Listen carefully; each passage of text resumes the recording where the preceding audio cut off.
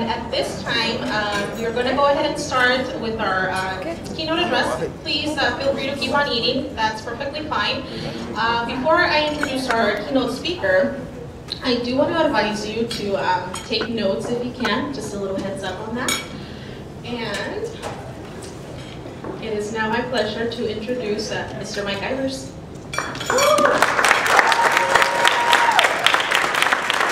Thank you, Eva. Leadership redefined. The leadership of wonder. I'm inviting everybody in this room, including myself, because I'm no better than anybody else, to walk out of here today committed to being a wonder leader. A leader of wonder. Now, what does that mean? You're sitting there. Well, when I met with Eva, man, we were talking about this. I met with her in January. I said, what do you want me to talk about? She said, well, Mr. Ivers, two things I think are really important when we look at leadership redefined. How is leadership currently viewed in society today? That's easy. With suspicion and skepticism. That's it. That's it. I'm done with that. Okay, now, so the second question she wanted me to address was, what are different types of leaders that society needs? So, I'm giving you one, just one, and that's a leader of wonder, a wonder leader. Now I got to pull out my wonder glasses, and so when we're talking about defining things, I know the majority of you out there, when you're looking something up, you go right to the, where is it? Oh yeah, right to this. Well, I'm an old school guy, and I go to Webster, okay? And still use Webster. So let's look up the word wonder in Webster. First of all, wonder, being a wonder leader, wonder is a noun, as you know, and it's a verb. So that's really cool. So what we look at now, and it says the wonder, the quality of awed astonishment aroused by something extraordinary. Yeah. Let's get aroused. Let's be wonder leaders. Let's look at our lives as a wonder. And then when we look at the verb, what does it say? As a verb, to feel curiosity. All right now, that is so awesome. Curiosity, it's one of the qualities that business leaders all over the world are looking for when they're looking for individuals. They want them to be curious, to be inquisitive, to be intentional. That's what it means to be a person of wonder, a wonder leader. Now, I notice there, Laura, you're taking notes, aren't you? Well, I tell you, I love old school people. Well, Wall Street Journal here, Tuesday, April 5th, FYI, the power of handwriting. Unbelievable. Please don't lose it. It says that when you're doing notes on a college students type lecture notes, they do 33 words a minute. Those who write, 22 words a minute. See, we've left you behind with our technology. But then it says people who write their notes out in longhand learn better, retain information longer, and more readily grasp new ideas. From Stanford, from research done at universities across the country. So Laura, keep it up. Notice all my stuff, handwritten. My wife's a doctor, and I remember one day doing my talks, and I do it in longhand. She comes home and she says, oh honey, that's so wonderful that you're doing that. And I said, what are you talking about? She says, well no, seriously, I just did a continuing medical education test, and it says that people who write longhand, that type of activity neurologically prevents strokes. So I said, hey, then I want to keep writing. So, wonder leadership. Every single one of us I challenge today to walk out of here thinking, where are you at on the wonder scale? Where are you at on becoming a wonder leader? Requires a daily focus if you're going to be a wonder leader. And what does it mean? First of all, what it really means, and one of the books that I can't get enough of is this one right here, Reclaiming Conversation, the Power of Talk in a Digital Age. And it is really Sherry Turkle. I highly recommend this book. And it's all about how the internet, social media is killing us as a society. It really is. Why? Because the type of leadership I'm talking about when I talk about wonder leadership, I'm talking about in-your-face leadership. I'm talking about hot sauce leadership. I'm talking about eye-to-eye contact leadership. That's right. In my blue glasses, okay? I will even call this leadership blue leadership, okay? Because we live in Yuma, Arizona, and I see blue all the time up in that sky. So we can call this style of leadership sky leadership. So in this book, the social critic William Deresiewicz argues that these days we are robbing ourselves by focusing too much time online. Leadership, he says, means gathering yourself together in a single point, rather than letting yourself be dispersed everywhere into a cloud of electronic and social input. Very interesting stuff. What does this book talk about? It talks about face-to-face leadership cultures. That's what's going on in the corporate world. Having leaders who are committed to face-to-face leadership. What does that mean? Well, there was a trend going on in society where people were working at home. And everybody was saying, hey, this is great. Major corporations are saying, now enough of that. Enough of that working at home. Because when you're working at home, you're away from the wonder of life. So much of what transforms us as human beings takes place at the cafeteria line. It takes place here. Empathy is only created in society through eye-to-eye contact. Sympathy, feeling with somebody else. Empathy, feeling into their life situation. So if we're going to be leaders of wonder, in awe at life, and being transmitters of this wonder, drawing upon it, I'm going to ask you today, April 23rd, 2016, I'm going to challenge everybody here to start taking a wonder notebook. And I'm going to do it myself. And I'm going to write down every day the things of wonder in life that I experience. Because let me tell you right now, there's a lack of empathy in our world today. And we got all sorts of toxic sinkholes. Chicago, video of attack. Man got punched down. Maybe you saw this, knocked outside of a 7-Eleven.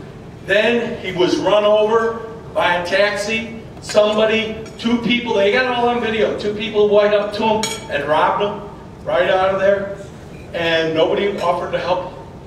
We need wonder leaders. People who are not afraid to wonder, what are they thinking? We need to wonder, and then we need to do something about it. Look at this. Yesterday, CDC, suicides climb after years of decline. We need to wonder. People of wonder don't just sit back and do nothing, but they take action. Look at this. This morning's New York Times. 8 members of one family slain in rural Ohio. This morning's New York Times, girl 16 dies after a fight in the high school bathroom. And it says things like this shouldn't happen here. Guess what? They do. Things like this shouldn't happen anywhere. We have the opportunity to change society, to make a difference. Today you're focusing on leadership redefined. You redefine it. Don't let anybody else redefine it for you. You let others see the wonder that you see. The CEO of the food bank in Yuma, Arizona, I see it every day. And you know where I see it? In the stories. Jesus in San Luis yesterday says to me, Mr. Ivers, what motivates you? I said, you motivate me. The people motivate me. This 8th grade girl who came to volunteer at the food bank. We used to be a paper plate factory, and I have people tell their stories. This is what I wonder at. I'm in awe. So she says to me in front of 30 volunteers in her 8th grade class, she said, you know, I used to be one of those hungry children in Yuma. I said, wow. I said, it took a lot of guts for you to say that in front of your classmates. So, we're going out to the warehouse, and she pulls on my Zuko and says, can I have a plate? And this is what she writes. When I was a little girl, I lived with my mom and baby brother. She used to move us around a lot. Most of the time, I would forget where we were. We lived in a broken down trailer by the canal. We barely had enough food, and it was hard. I was hungry, my mom was hungry, and my little brother was hungry. But I never let my little brother go hungry. Mom had a boyfriend that hit her most of the time. I remember crying while pushing my brother in a stroller as I could hear my mom screaming for us to go. That was 10 years ago. Now I live with my auntie and uncle. I go to St. Francis, and I plan to go to college someday. If I still lived in that trailer by the canal, I wouldn't be here. God bless you. Being a leader, this is who I wonder at. This is who I hold up. This is who is a hero, a leader to me. And this is going to be the first plate in the book that Professor Ellen Reek and I and many, many others are writing, called The Plates of Hope, Food for Thought, Stories of the Hungry in Yuma. We don't have a clue as to what goes on in others' lives unless we take time to stop and listen to their story. And this is going to be the first plate in the book, and this young lady is writing the introduction. That's exciting. We have to see life as a wonder. Being a wonder leader means we see life as an opportunity to be experienced and enjoyed rather than an operation. Oh man, I live in Prescott, and I got to drive down to Yuma today. And I got to go for this stupid Westop Leadership. I can't believe I allowed the professor to talk me into this. And oh man, now I got to go give a workshop at this AZ Westop Conference, and oh man, I gotta drive, then I gotta go home and deal with all the stuff I gotta deal with at home, my family, then I gotta go to work tonight. Oh man, if that's our attitude, we're not a wonder leader. We're not a wonder leader. We have allowed those experiences to control us rather than controlling those experiences and seeing them as a wonder leader. Wow, I get to go to Yuma. I get to drive to Yuma. I get to be with other human beings. I get to be ignited by their story. I get to drive my wife and her friends. How exciting this is going to be. I'm going to meet people of vision, energy, and talent at this conference. Life is contagious, and I'm going to be energized and excited. That's what a wonder leader does. A wonder leader sees life as an opportunity to be truly embraced, rather than an operation or a task to be completed. That will be boring. That will be a waste of your time. That will definitely hurt you. So, commit yourselves today with a sense of urgency. We need more wonder leaders in this society. They're waiting for us. Society is waiting for us. There are so many toxic sinkholes out there. Let us embrace this opportunity and know that we can make a difference. Here's another wonder leader. The last one I'm going to share with you from Yuma. A woman who teaches in our local high schools. I gave a talk to 1,000 Yuma Union staff this year on embracing the storms of education. After the talk, got a call from the superintendent saying, you know, Mike, a lot of teachers come to Yuma because they can't get jobs up north. So they come down here. I've got one. She came here, just got here, it's August, doesn't have a paycheck, has 2 developmentally disabled sons. Could you help her out? I said, send her over. Don't hear from her again until, take care of her, don't hear from her again until the Friday before Thanksgiving. She tells me, you know, sends me an email.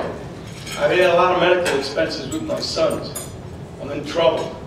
Can you help me with some food? So she comes over, and I take care of her. Ask her to write her story on a plate. Talk about wonder. Listen to this. I'm a single mom of 2 boys. I was recently told that people who have a college degree don't need help. So I thought about that. I tried really hard to make sure my sons have clothes, shelter, and food. Most people would think because I have a job, a home in the foothills, a newer used car, that everything's okay all the time. The fact is, feeding my family is the hardest part of it all. We don't qualify for food stamps. The food bank helps me feed my kids. Some people like to tell me life would have been easier if I didn't move to Yuma, even for a job. But I think about the abusive man I left. I think about the drug-addicted father, whom I love dearly. And the mom who's great but drinks a little too much. And the many nights I had to leave work, go to school, come home, study, go back to work, go study some more, and then go back to work again. And I'm reassured moving to Yuma was one of the best choices I made for my sons. As she's leaving, I said, send me their sizes. I get people who want to help people out at Christmas. This is what she sends me the next day. Thank you for your help Saturday. If you need a volunteer, just let me know. I plan on making a donation with my income tax money just to pay it forward. Then goes on to say that she doesn't have beds. They're sleeping on the floor because the move, her big furniture is still in her mother's garage in Kansas. And it wasn't the most planned out strategy. This woman now is writing, this is the last plate in the book, and this woman is writing the epilogue for our book. This is what the leadership of wonder is all about. It's to see every opportunity in life as an opportunity to be full of wonder. Last night I'm at home, getting ready to go to bed. Doorbell rings. Doorbell doesn't ring in Yuma, okay? And right away I think, some fool is out there going to try to harass me or sell me something or solicit. So put a sign in the front like my wife says, no solicitors welcome. So I go ahead, put something on so I'm decent and answering the door, and there is Olivia. I don't know Olivia, didn't until last night. Hi, mister. Her parents are on the sidewalk. See, her parents had more sense than she did. See, her parents stood there, you go up there and ring the doorbell. And so his parents, she says, hi, mister, I'm a 3rd grader at Ameris Schools North, and I'm selling candy to help our schools stay open and get more programs. It's like I was slapped in the face with wonder. I bought 5 bars, I had to. Gave them away to people at the food bank. But it was a wondrous experience. She comes up, her mother and father, I saw it as a wonder opportunity. I gave her my card, her family my card. I said, hey, do a food drive for the food bank, will you? And take advantage of it. Life is mutual. We need to make our wonder mutual. Wonder is contagious. I mean, come on. You're in a group, somebody starts yawning, what happens? Everybody else is yawning. You're in a situation and somebody starts complaining, what are you encouraged to do? Start complaining. You're in a bad mood, the odds are everybody else is going to be in a bad mood soon. So let it be, let this wonder be contagious. And don't be afraid to appreciate the wonder, and then ask yourself the question, I wonder what I could do. I wonder how I can redefine leadership in my life. I wonder what direction my leadership path is going. I wonder what I need to do to change directions if that's what's needed. I wonder what I need to do to sustain my path. I need to wonder what is something I can do to make a difference in this world, to redefine leadership, just not for myself, but others in my life. I wonder what I can take back from this Westop Conference in Yuma and bring back to Yavapai. Bring it back to Coconino. Bring it back to wherever I'm from to make a difference in people's lives. We are this country. We are the leaders of this country. And we cannot allow others to redefine it. We need to realize that there's wonder there every day. Andrew Knox walks into my office, 11 years old, 11-year-old kid, 472 pounds of food. I said, what's this? He said, Mr. Ivers, I ride the school bus with kids in Yuma who are hungry and they get backpacks of food on the weekends. And I feel really bad for them. There's 3 that ride my school bus out of 40. So I was turning 11 and I figured, you know what? I'd like to do something for hungry kids in Yuma. Arizona's the 5th worst state in the nation on child food insecurity. 28% of the kids in Arizona don't know where their next meal's coming from. That's 1 out of 4. 39.4% of the kids who live in Yuma County, that's 4 out of 10. I saw somebody go, wow, that's right, wow. Wonder at that and then do something about it. Wonder how could that be in this country of ours? How could the legislature in Arizona be worrying about whether towns can hand out plastic bags and not worry about hungry kids? So Andrew said, I decided what I wanted for my birthday was I wanted people to take money, give it to me so I can buy food. I want to give food to hungry kids in Yuma who are really in trouble and really starving. I said, Andrew, this is awesome. Why'd you do that? And he said, you know, I thought about it. I'm turning 11. I'm going to help another kid turn 11 in Yuma. That's right. That is a wow. That is a wow. That is a wonder. I cry every day. I got 4,000 of these plates in my office. And Ellen Reek said, what are you going to do with all those plates? I said, I don't know. Because maybe we should write a book. And that's what we're doing. It's going to come out in November. So I'm going to close with a story to motivate you about the wonder in this Jungle Book. Raise your hand if you've seen the movie Jungle Book. All right, that's what I'm talking about. Not just kids. So an African folk tale about the spider and the ant. In Africa, the ant every day would leave her anthill and go look for food for her family.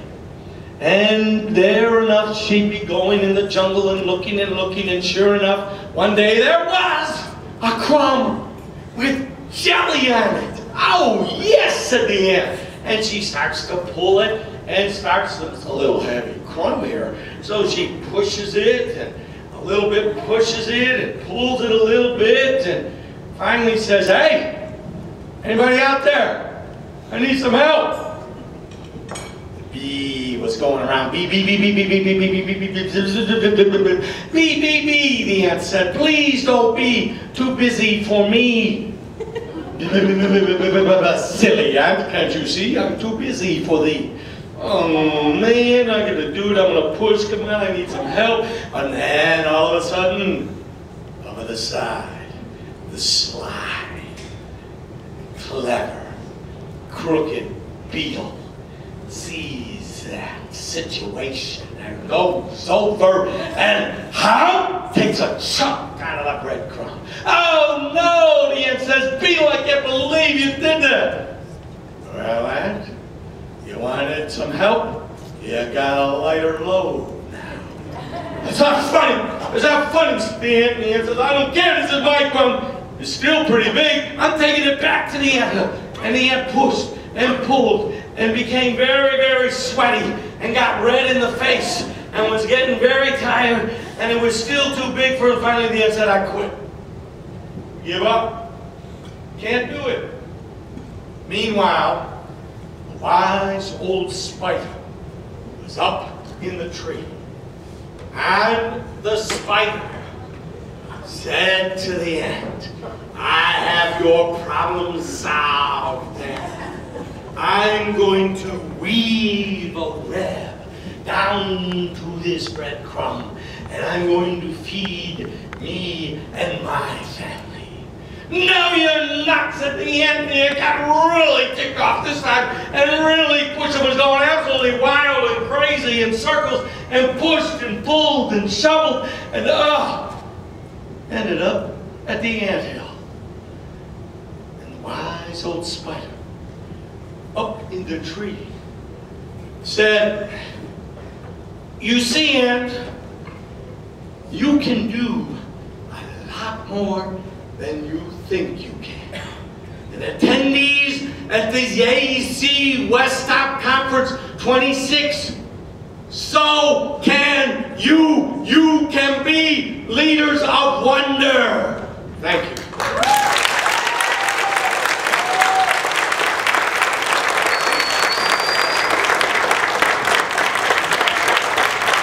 Thank you very much.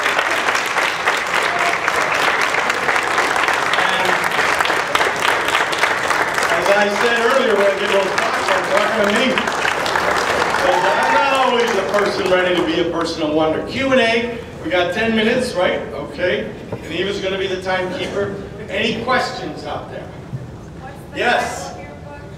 Pardon? Title of your book. Title of the book, coming out in November, we're still looking for a publisher, is Plates of Hope, Food for Thought.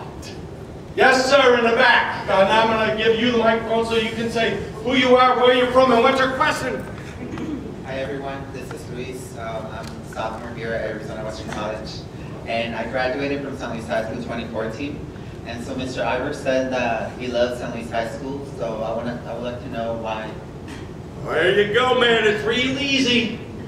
So last Friday, I'm in my office, and Bob Ramel from Gila Ridge, now San Luis, calls me and says, Mike, we want you to give a talk to 600 seniors at San Luis High School on the next step of life and being involved and going off to college.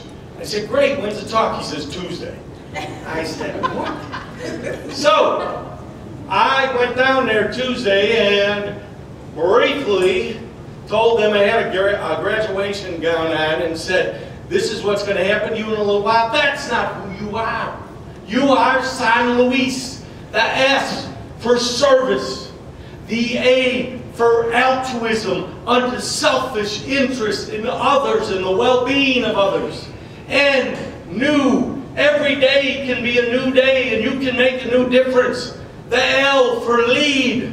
Don't let others lead you. You lead them. The U for understanding. The I for immerse. Get involved in wherever you go from San Luis, and S, significance. Make a significance difference.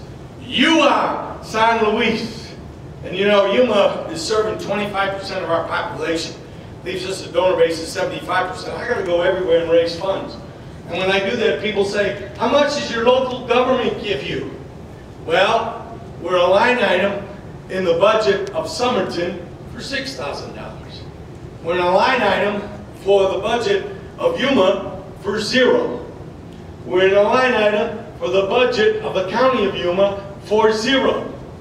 We're a line item in the budget of the city of San Luis for $10,000 every year. That's why I love San Luis. And I was down there, so I was down there on Wednesday and on Tuesday, and then I was down there yesterday with the PPEP program, because 13 kids in the GED program youth build raised 2 tons of food for the food bank in Yuma.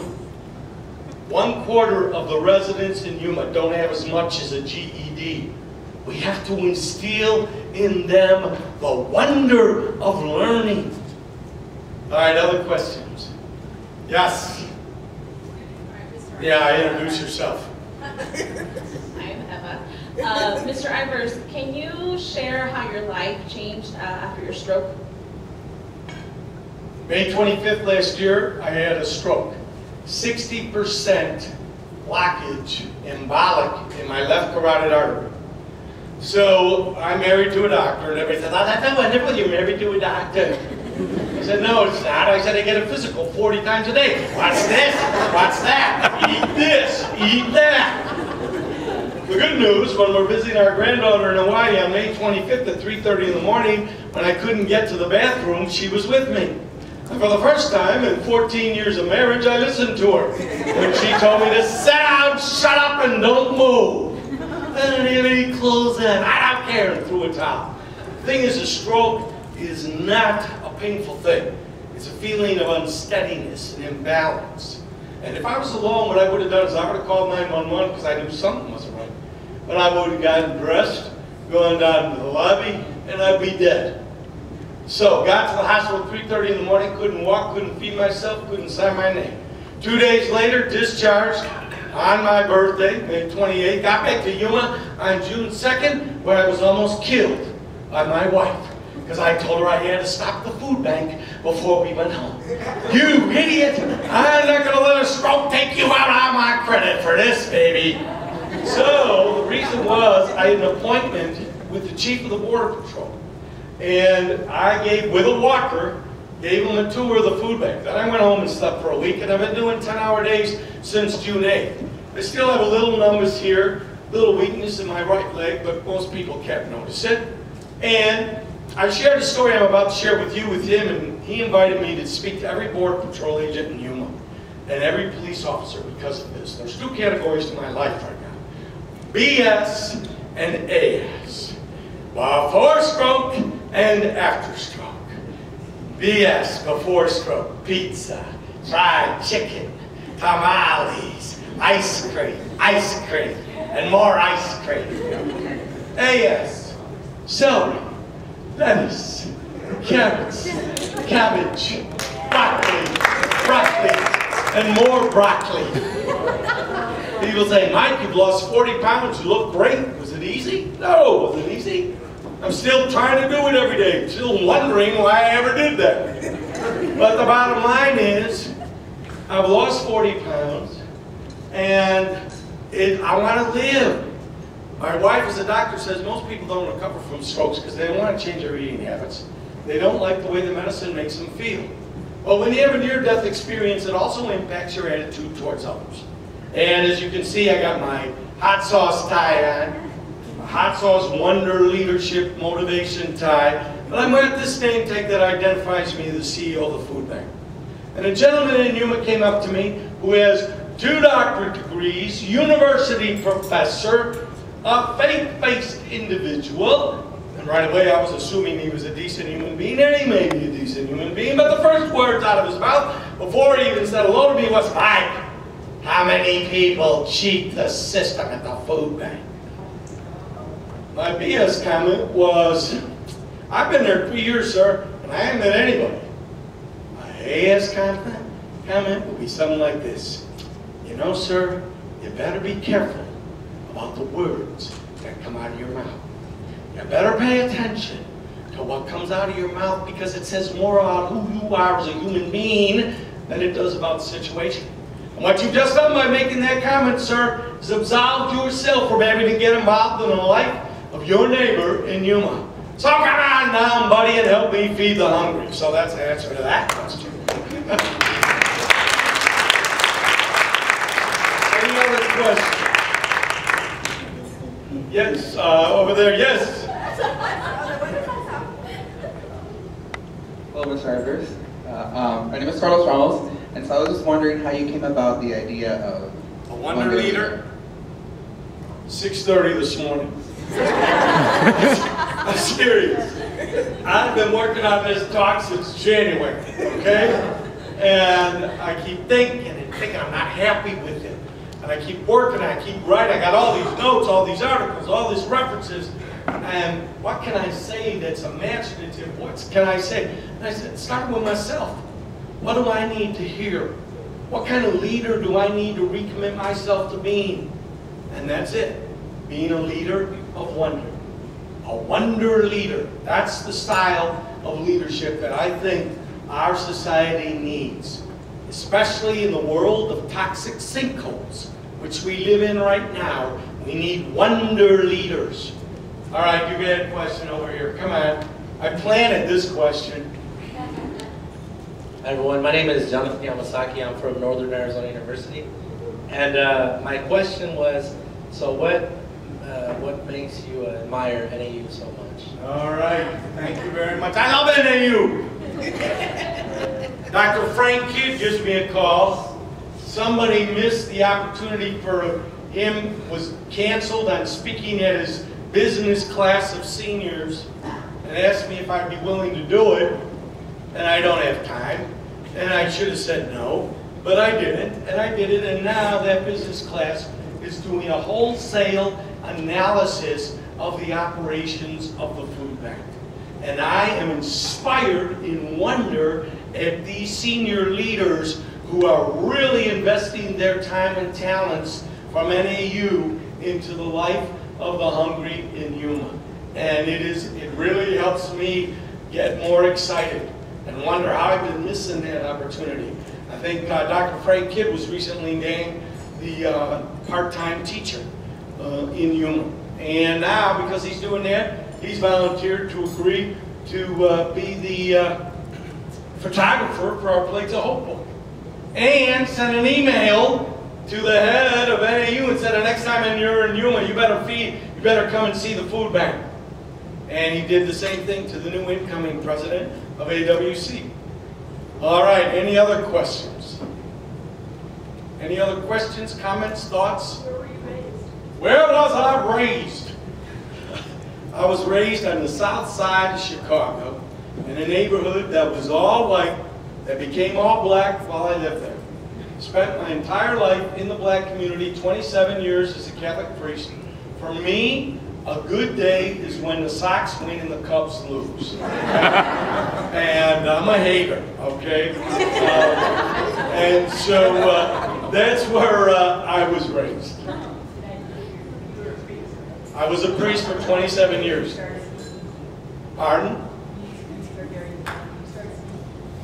You could tell. Huh? You know what? I wasn't like this at all when I was the age of these students here.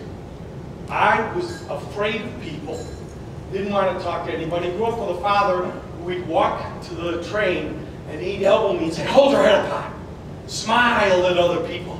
Say hello to people. I'd hang my head and I said, why is he my father? Why would I say hello to somebody who hasn't said hello to me first? Why would I smile at somebody else? But it paid off. And I had a lot of wonder leaders. I had an aunt who was a nun who would come over to visit her sister, and I hated the woman because she would make me read out loud, starting when I was 4. And I would hide in a closet so she wouldn't find me because I wanted to be outside playing. And she'd push me to speak and read with articulation and enunciation and expression and enthusiasm. Well, it paid off later in life. So what I say to you, be open to the leaders of wonder in your life and be open to the wonder that is there waiting for you to discover it. So join with me. I'm going to keep a new journal. I got 100 journals.